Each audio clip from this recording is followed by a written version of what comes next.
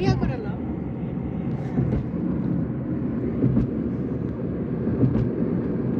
জানি না আর আমার সাথে হয়েছে কিনা, আমি নিজেও জানি না আমি কোথায় যাচ্ছি, কিন্তু গাড়িতে বসে আছি, যাচ্ছি।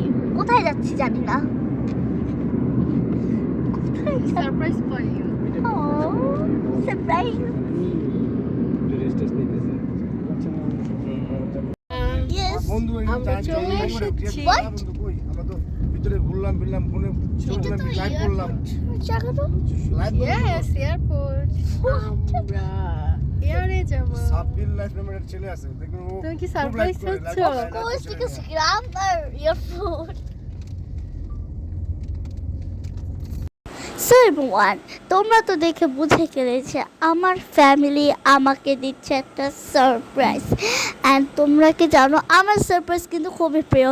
আর সারপ্রাইজটা কিন্তু কোনো ছোটোখাটো না, সারপ্রাইজটা হচ্ছে আমরা যাচ্ছি ঢাকা টু কক্সবাজার, তাও আবার সেটা ইয়ারের মাধ্যমে। এমনি তো কক্সবাজারে যাচ্ছে, তারপর আবার যদি ইয়ারটা হয় তাহলে বলেন কতটা খুশি লাগে। অ্যান্ড আমি কিন্তু যাচ্ছি আমার ফ্যামিলির সাথে, মাই father, mother, me and my little brother.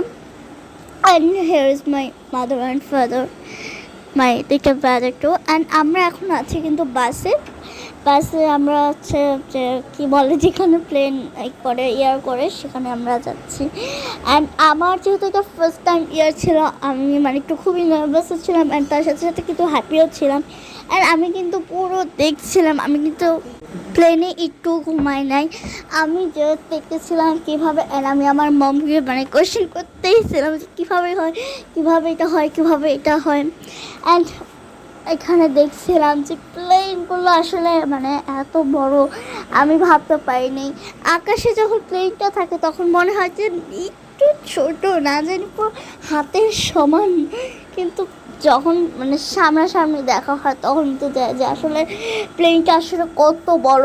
আপনার ক্যামেরাতে যতটুকু দেখছেন ওইটুকু না, কিন্তু এটা অনেক বড়, যারা উঠেছে তার একমাত্র জানেন। অ্যান্ড আমরা যেদিন গিয়েছিলাম ওই দিনে কিন্তু ওয়েদারটা মানে খুবই ভালো ছিল, ওয়েদারটা একটু মানে সানশাইনও না আবার বৃষ্টিও না, এরকম লাইক।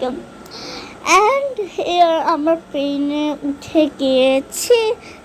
অ্যান্ড প্লেনে ওঠার পর দেখছিলাম আশেপাশে, অ্যান্ড যাচ্ছিলাম আমাদের সিট খোঁজার জন্য। আর আমরা প্লেনে উঠে গিয়েছি, কী বলে মানে প্লেনে উঠে আমরা কক্সবাজার এসে পড়ছি। আর আমি প্লেনে কিছু ক্লিপস নিতে আসলে ভুলে গেছি, যেহেতু প্লেনে আসলে ফোন মানে অতটা ইয়ে হয় না, তারপর কিছু ক্লিপস আছে কিন্তু আমি এগুলো একটা প্রবলেমের কারণে অ্যাড করতে পারি নাই।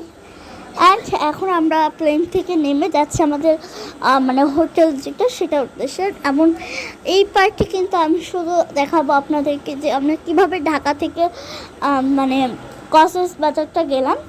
তো আমি একটুভাবে ক্লিয়ারলিভাবে বলে দিই, আমি কিন্তু কার করে আমার বাসা থেকে আমি এয়ারপ্লেনে গিয়ে তারপর প্লেন থেকে নেমে তারপর আমরা মানে অটো নিয়ে যে কী বলে এটা না, আমি রাস্তাটার নাম জানি না, সেখানে আমরা চলে যাই। আর আমি এখানে একটা ফানি কথা বলতে চাই, আমার ভাইয়া কিন্তু মানে লাগেজের উপর উঠে বসেছিল, আপনারা দেখতে পাচ্ছেন, ও কিন্তু খুবই খুবই হ্যাপি ছিল। অ্যান্ড এই ট্রাভেলে কেউ কিন্তু মন খারাপ ছিল না, সবাই মানে খুশি হয়েছিল, আমি, আমার ভাই, আমার আম্মু, আমার বাবা, অল। সো আমি আপনাদেরকে বলতে চাই যে আপনারা চান প্লেনের মাধ্যমে অ্যান্ড ভালো করে এনজয় করেন ব্রিজের মাধ্যমে। অ্যান্ড এখন কিন্তু আমরা অটোতে উঠে গেলাম, এখন আমরা আমাদের হোটেলের উদ্দেশ্যে রওনা দিচ্ছি। অ্যান্ড আমাদের কিন্তু একটু এয়ারপোর্ট থেকে একটু অনেক হাঁটতে হয় আমাদের মানে এটা আসার জন্য। অ্যান্ড এই ট্রাভেলটা আমার বেস ছিল, তো আপনাদের সাথে দেখা হচ্ছে সেকেন্ড পার্টে। Thank you.